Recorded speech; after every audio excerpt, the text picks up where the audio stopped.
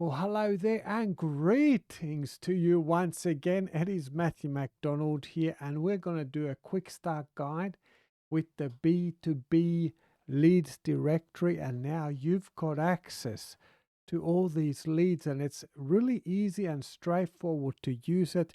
But I want to point out some of the workflow and some of the features or settings that I would recommend you to use. So once you've gone ahead, you've installed it. There's two previous videos to follow. One video is going to give you the installation process, and the other one is going to walk you through getting your API key. So under the settings here, we pop our API key in here from Google, and there is a video that walks you through step by step how to do that. Then we've got three other options here. We've got the country selection. So this is optional. We're going to be using the search feature at the top here. But if you want to restrict this search feature to your country so that you don't have Google going around looking at other locations that might not be relevant to you, then we've got this really nice handy option here in the settings to restrict all your searches within a country. So from here, you could put in Australia, you could put in Switzerland. I'm in Switzerland at the moment. Or you could put any country you like. Now, since you got in early, you probably have the worldwide package installed, which means you can actually leave this blank and then you can just use the search feature up there. So it's a little bit more efficient, the search feature, if you do set the country, if you're going to be working leads in a particular location. All right. We've also got place cache duration, and we've got scrape cache duration or website scan. I might change that a little bit, but I'll explain both of you here just how it works. So with Google Places, because it's linked to your Google Place API with Google, I've built a very smart caching back engine so that if you are looking at the same results again and again, for instance, we go to directory here, I'm going to click on accounts. Here's these accounts loading up for me. Maybe I refresh this page or I keep coming back here. I don't want to make another call to the API to look up these leads again. So the caching prevents unnecessary API calls to Google. Sometimes you might get something like an image doesn't load. This actually happens with the Google API as well, but it might also happen because it expires those images for you. So don't worry about it. You've got these caching options here, and you can set this to any amount. If you want to make sure you're always having the up-to-date data, then you can disable the caching feature altogether. Personally, I would recommend 30 minutes to 1 hour is a great setting for this option. Then we've got the website scan option here, and that's the same thing with the lead. So if we go back here, we take a look at a lead.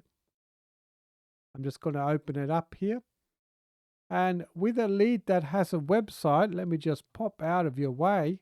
We have the website scan option. This is amazing. You're going to love using this tool. It's going to save you a lot of time. So instead of you going to the website looking for their email address or their social media, you can just click this button once and it'll go ahead and check their website for contact details. So look at this.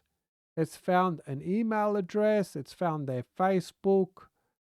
We've got their Instagram, YouTube, LinkedIn. And so this information, now that we've got it, we don't really need to scan it again every time. Now that's going to automatically be loading from the cache. So if I come back to view this data, then we have the option, how long do you want to save this data on your website? Going back to the settings here, we have the website scan caching. You could easily put this on 7 days because that information most likely is not going to change. Okay, if you ever want to clear your cache from here, it's one click. You don't have to do like Chrome browser and go through all the hoops and loops to clear the cache, it's one click and we've cleared the cache. Okay, I went a little bit deeper here with these settings, but I think it's good if you know the different flexibility you have here. You can also disable the images. I like to do this option because it's much faster when you're actually navigating around. You can see it's loading everything without the actual images loading, which is really nice.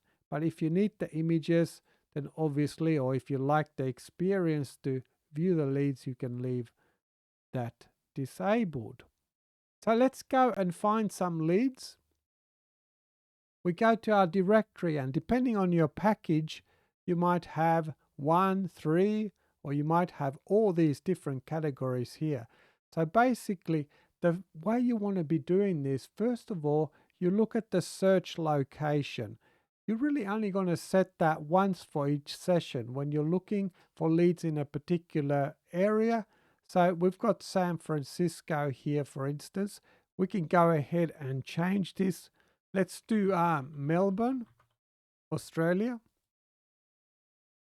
And then we can go ahead and look at our leads. So now we can forget about that location. It's locked in there, and you can be more specific with the location. Oh, let me quickly mention, we have the distance option here for the location.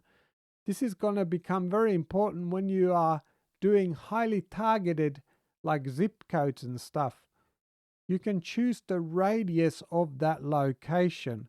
So sliding this around, you can see we've got miles here, MI.